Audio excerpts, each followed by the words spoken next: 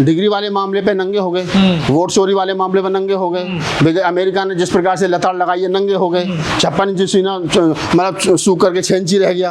हर तरीके से मोदी जी जो है वो कहीं ना कहीं मतलब एक तरीके से बैकफुट पे जा रहे हैं। जब सोनिया गांधी को जर्सी गायक और क्या नाम कांग्रेस की विधवा कहा गया था, तब क्यों नहीं क्या नाम है आंदोलन किया गया? तब क्यों किसी महिला का मान सम्मान और अपमान को दिखाई नहीं दिया? मेरी माँ को गाली दी गई है। अरे जो आदमी अपनी माँ को नोट बदलने के लिए लाइन में लगा सकता है, चुनाव के लिए इस्तेमाल कर सकता है अपनी माँ को, वो ऐसे भी इस्तेमाल कर सकता है। तो उनका अपनी माँ से कोई लेना देना नहीं है। उनका मतलब उनको सामने चुनाव में हार दिखाई दे रही है तो रो करके गिड़गिड़ा करके अपनी माँ को आगे रख करके और थोड़ा सा माहौल बनाने की कोशिश की जा रही है। उसके लिए जिम्मेदार वो व्यक्ति है जिस व्यक्ति ने गाली दी है, और वो तो साधारण सा कार्य करता है। अगर कार्रवाई होनी चाहिए तो फिर कार्रवाई उन पर भी होनी चाहिए जो लोग ये कह रहे हैं, जो सोनिया गांधी को कांग्रेस की विधवा बता रहे थे, जर्सी गाय बता रहे थे, 50 करोड़ की गर्लफ्रेंड बता रहे थे, जो माँ बहनों को सरेआम गाली दे रहे थे, जो मणिपुर में औरतों को नंगी घुमा रहे थे, उन लोगों पर कानूनी कार्रवाई कब होगी? प्रधानमंत्री की माँ है, सोनिया गांधी इस देश की कुछ नहीं है। जब उनका जन्म ही साधारण तरीके से नहीं हुआ है तो फिर माँ कहां से आ गई? और अगर माँ थी तो फिर इस बात को मंच पर कहने की क्या जरूरत थी कि मैं तो नॉन बायोलॉजिकल हूं? तो प्रधानमंत्री जी समय समय पर अपनी स्टेटमेंट जो है वो बदलते रहते हैं।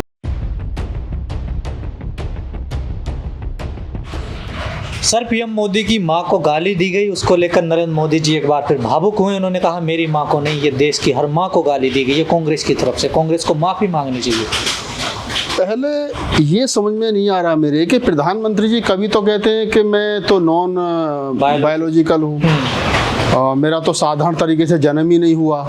जब उनका जन्म ही साधारण तरीके से नहीं हुआ है तो फिर माँ कहां से आ गई? और अगर माँ थी तो फिर इस बात को मंच पर कहने की क्या जरूरत थी कि मैं तो नॉन बायोलॉजिकल हूँ? तो प्रधानमंत्री जी समय समय पर अपनी स्टेटमेंट जो है वो बदलते रहते हैं। बहरहाल मैं किसी भी माँ को गाली दिए जाने के समर्थन में नहीं हूँ। वो प्रधानमंत्री की माँ है, अगर जिसने गाली दी है हमें तो पता चला कि वो बीजेपी का कार्यकर्ता निकला है तो उसके खिलाफ कानूनी कार्रवाई होनी चाहिए। उसके लिए कांग्रेस जिम्मेदार क्यों? उसके लिए राहुल गांधी जिम्मेदार क्यों है? उसके लिए अन्य तमाम लोग जिम्मेदार क्यों हैं? उसके लिए जिम्मेदार वो व्यक्ति है जिस व्यक्ति ने गाली दी है, और वो तो साधारण सा कार्य करता है। अगर कार्रवाई होनी चाहिए तो फिर कार्रवाई उन पर भी होनी चाहिए जो लोग ये कह रहे हैं, जो सोनिया गांधी को कांग्रेस की विधवा बता रहे थे, जर्सी गाय बता रहे थे, 50 करोड़ की गर्लफ्रेंड बता रहे थे, जो माँ बहनों को सरेआम गाली दे रहे थे, जो मणिपुर में औरतों को नंगी घुमा रहे थे, उन लोगों पर कानूनी कार्रवाई कब होगी? प्रधानमंत्री की माँ है, सोनिया गांधी इस देश की कुछ नहीं है।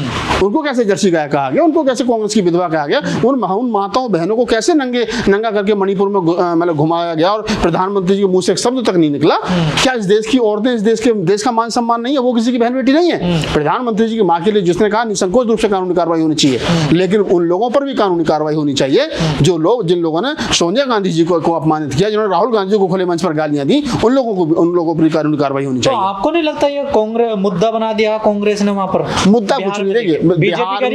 बिहार में क्या है कि बीजेपी चुनाव हार रही है, नीतीश कुमार चुनाव हार रहे हैं। राहुल गांधी के साथ में जिस प्रकार से बिहार में रेला चल रहा है, जिस प्रकार से संविधान को बचाने वाली ताकतें इकट्ठा होकर के वहां पर मोदी के और नीतीश कुमार का जो इंडिया गठबंधन एनडीए घटक दल है उनकी नाक में जो दम कर रखा है, तो ये हार से बौखलाए हुए लोग हैं। उनको सामने हार दिखाई दे रही है, कुछ दिखाई नहीं दे रहा है, तो उनको लग रहा है कि नहीं अब ये दाव फेंक दो कि मेरी माँ को गाली दी गई है। अरे जो आदमी अपनी माँ को नोट बदलने के लिए लाइन में लगा सकता है, चुनाव के लिए इस्तेमाल कर सकता है अपनी माँ को, वो ऐसे भी इस्तेमाल कर सकता है। तो उनका अपनी माँ से कोई लेना देना नहीं है। उनका मतलब उनको सामने चुनाव में हार दिखाई दे रही है तो रो करके गिड़गिड़ा करके अपनी माँ को आगे रख करके और थोड़ा सा माहौल बनाने की कोशिश की जा रही है। माहौल बना रही है मीडिया भी माहौल बना रही है, और प्रधानमंत्री जी तो माहौल बनाने में मास्टर है, उसमें तो दो राय है। देश भर में आंदोलन कर रही है कांग्रेस, देश भर में आंदोलन करिए, विदेश में आंदोलन करिए, लेकिन मैं कोई मना थोड़ी कर रहा है। लेकिन मैं तो ये सवाल कर रहा हूँ कि मणिपुर की महिलाओं के लिए क्यों नहीं आंदोलन हुआ? जब सोनिया गांधी को जर्सी गायक और क्या नाम कांग्रेस की विधवा कहा गया था, तब क्यों नहीं क्या नाम है आंदोलन किया गया? तब क्यों किसी महिला का मान सम्मान और अपमान को दिखाई नहीं दिया? जिसने कहा है उसके खिलाफ कानूनी कार्रवाई करो, पकड़ कर जेल भेजो। कांग्रेस का मंच, कांग्रेस की रैली, तो कांग्रेस को माफी मांगनी चाहिए ना। कांग्रेस की रैली में बीजेपी का आदमी घुस करके बीजेपी को गाली दे माहौल बनाने के लिए, तो फिर कानूनी कार्रवाई उस पर होनी चाहिए ना। भाई कोई आदमी कांग्रेस की ओपन मंच है, ओपन रैली है, कोई भी आदमी अगर कहीं से घुस सकता, कुछ भी कर सकता है। तो ये कहना कि कांग्रेस का कार्यकर्ता थोड़ी, कांग्रेस का नेता थोड़ी, राहुल गांधी ने गाली थोड़ी दी, मल्लिकार्जुन खड़गे साहब ने थोड़ी दी है, सोनिया गांधी ने थोड़ी दी, प्रियंका गांधी ने थोड़ी दी है, शैलजा ने थोड़ी दी है, किसी बड़े राजेंद्र गौतम ने थोड़ी दी है। अरे किसी बड़े नेता ने दी है, किसी छोटे नेता, किसी कांग्रेस के कार्यकर्ता ने नेता ने दी है? नहीं है ना।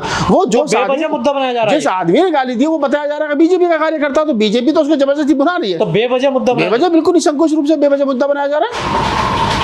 तो इससे तो जो मीडिया ने जो पूरा एजेंडा सेट किया, इससे तो बिहार में नुकसान हो जाएगा कांग्रेस को। देखिए, नहीं, कांग्रेस को नुकसान नहीं हो रहा, कांग्रेस तो वहाँ जीत रही है। ये जो मुद्दा बना रहे हैं कि इस बहाने वोट मिल जाए, माँ के नाम से वोट मिल जाए, कभी चाचा के नाम से, कभी गाय के नाम से, कभी हिंदू के नाम से, कभी गोबर के नाम से, ये मांगते रहते हैं वोट। ठीक है, तो इस बार उनके सारे मुद्दे फेल हो गए। ठीक है, तो अब इस बार के चलो भी माँ के नाम पर आप हमेशा कहते रहे हैं कि ब्राह्मणवाद, ब्राह्मणों ने कर दिया, ब्राह्मणों ने कर दिया। तो अमेरिका में से खबर आ रही है कि जो डोनाल्ड ट्रंप के सलाहकार हैं, उन्होंने कहा है कि जो तेल का पैसा है, जो उसका मुनाफा है, उसको सब ब्राह्मण खा रहे हैं। देखिए, अमेरिका के जो डोनाल्ड ट्रंप के व्यापारी बिजनेस एडवाइजर हैं, हाँ। उनकी जो स्टेटमेंट है, ये वास्तव में गंभीरता से सोचने वाली है।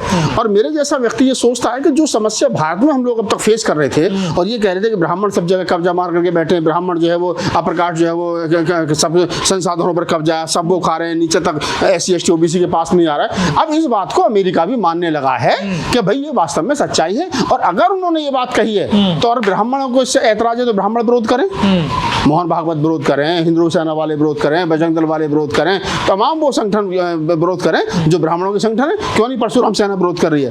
क्यों नहीं क्या नाम सवर्ण आर्मी जो है वो विरोध कर रही है कि अमेरिका के? तो अमेरिका के सलाहकार ने गलत दिया है बयान। नहीं, मैं तो कह रहा हूँ सही दिया उसने, गलत क्या दिया है? तो फिर विरोध क्यों करेंगे ब्राह्मण? अरे भाई, उनको अगर ये लगता है कि विरोध मतलब गलत है तो विरोध करना चाहिए। लेकिन जिस बात को हम इतने दिनों से इस देश के अंदर कह रहे थे, हमारी बात पे अमेरिका के राष्ट्रपति के वित्त क्या नाम है बिजनेस एडवाइजर ने मोहर लगा दिए। तो हम सही थे, ये सही, ये स्पष्ट हो गया। तेल का व्यापार तो अडानी का है ना। देखिए, तो अडानी, देखिए अडानी का है, लेकिन अडानी के नीचे वाली लेयर में कौन लोग हैं? भाई, अडानी तो कंपनी का मालिक है, लेकिन अडानी अंबानी के नीचे वाली लेयर में कौन लोग हैं? CEO कौन है, CMO कौन है, उनके बड़े बड़े पदों पर कौन, MD कौन है? वो तो सब वही लोग हैं ना। तो वो माल तो वो भी खा रहे हैं ना। तो अगर उसने किसी बात पे ये बात कही है तो उसके पास कुछ तो तथ्य होंगे। हवा में तो कोई बात कही नहीं इतने बड़े आदमी ने, और अगर कही है तो उसके पास क्या प्रूफ है? मांगे जाएंगे, क्या प्रूफ है? अमेरिका लगातार निशान टारगेट कर रहा है भारत को। आखिर क्या वजह है? ये तो बड़ी अच्छी दोस्ती थी मोदी जी। भारत की, देखिए अमेरिका जैसा व्यापार पसंद देश जो सिर्फ व्यापार को अपनी प्राथमिकता में रखता हो, वैसी कंट्री के लिए कोई दोस्त नहीं है। प्रधानमंत्री जी बेशक जा करके वहाँ डोनाल्ड ट्रंप के लिए वोट मांग लेते हो, बेशक जा करके वहाँ यहाँ के ब्राह्मण जो हवन करते हो डोनाल्ड ट्रंप की जीत के लिए, वो तो सनातनी हिंदू है, वो भी ब्राह्मण है, हम भी ब्राह्मण है, लेकिन उनके लिए देश पहले है। अगर आप उनके कहे अनुसार नहीं चलोगे तो वो आपको दुश्मन बना लेंगे 2 मिनट में। ये जिस प्रकार से ऑपरेशन सिंदूर में भारत को विश्वास में लिए बगैर, भारत के क्या नाम है विदेश मंत्रालय को विश्वास में लिए बगैर वो सीज फायर की घोषणा कर रहे हैं डोनाल्ड ट्रंप साहब, और हमारा प्रधानमंत्री, हमारा विदेश मंत्रालय बाद में कर रहा है, तो ये क्या है?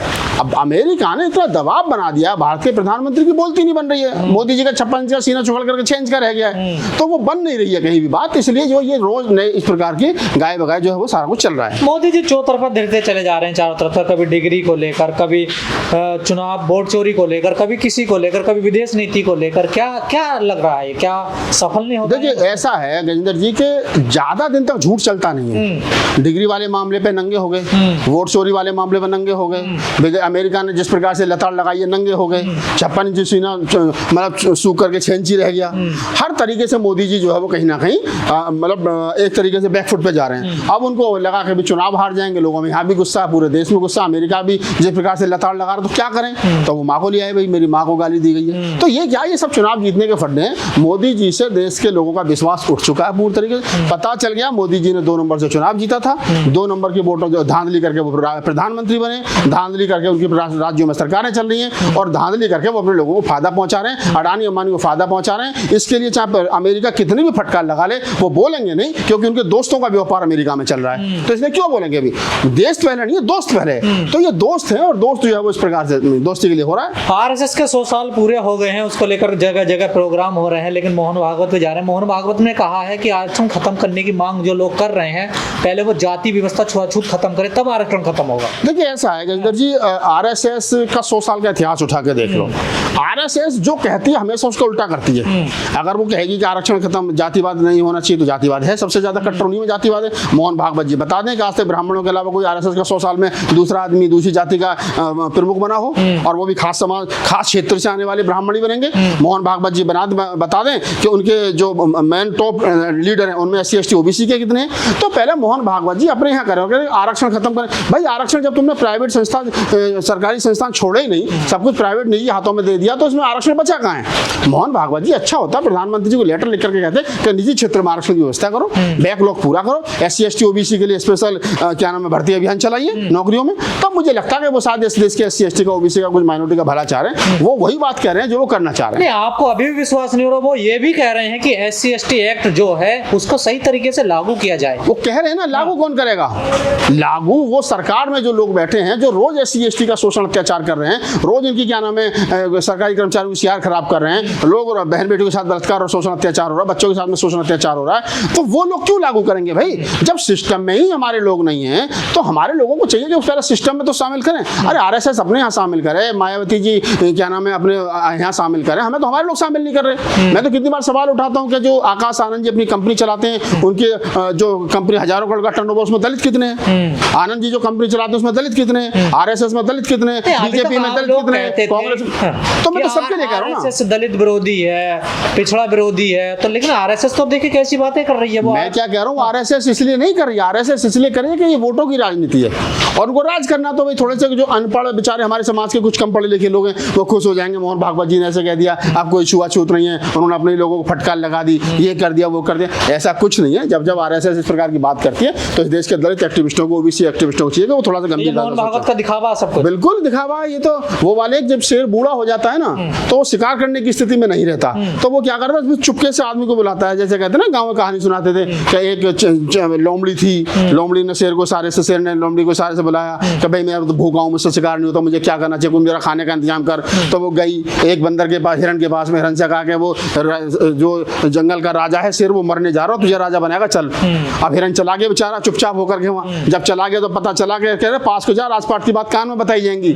जैसे ही हिरण ने कान राजा उसके पास को करा, शेर के पास को निकाल करके पंजा पेट में कर दिया, खा लिया, मार दिया। तो ये वही काम कर रहे हैं मोहन भागवत जी के बस की। RSS से 100 साल हो गए, साख गिरती जा रही है, BJP की साख गिरती जा रही है, तो वो शेर की तरह कह रहे हैं कि हम तुम्हें राजा बनाएंगे और फिर मार देंगे। आप जैसे तमाम लोग जो सरकार से सवाल करते हैं, ऐसे ही कुछ स्टूडेंट छात्र भी थे जो दिल्ली दंगों के आरोप में जेल में बंद है UAPA के तहत, उनकी अभी तक भी जमानत नहीं, बार बार उनकी जमानत याचिका खारिज हो रही है, और एक तरफ जो बलात्कारी बाबा हैं वो पैरोल पर छुटकर आ रहे हैं। देखिए ऐसा है, कौन, अब जैसे उमर खालिद वाला मामला 2-3 दिन से बड़ा हाईलाइट चल रहा है, कल या परसों दोबारा जो जमानत खारिज कर दी गई। आज दलीप मंडल ने ट्वीट भी किया है कि जो वो क्या नाम है अपना, उनके वकील है कपिल सिब्बल साहब, वो क्या नाम है तारीख कोर्ट खेल रहे हैं, क्योंकि वो चाह रहे हैं कि मामला लंबा खिंचे। पहली बात तो कोर्ट के सामने सारा मामला है, लेकिन जो भी हो रहा है वो कहीं ना कहीं उसमें राजनीति भी शामिल है। आजकल सुप्रीम कोर्ट की जजमेंट हो, हाई कोर्ट की जजमेंट हो, किसी कोर्ट की जजमेंट हो, उसको ये कह करके मानना